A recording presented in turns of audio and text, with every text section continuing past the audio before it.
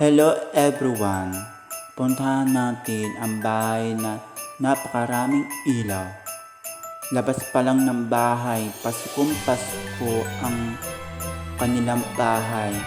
Makikita nyo dyan sa video. Tingnan nyo, sobrang dami ng ilaw. Paskong Pasko talaga. Merry Christmas sa may-aring bahay na po na ito.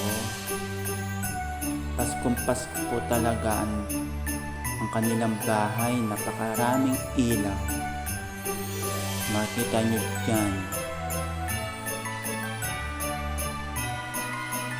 Merry Christmas and Happy New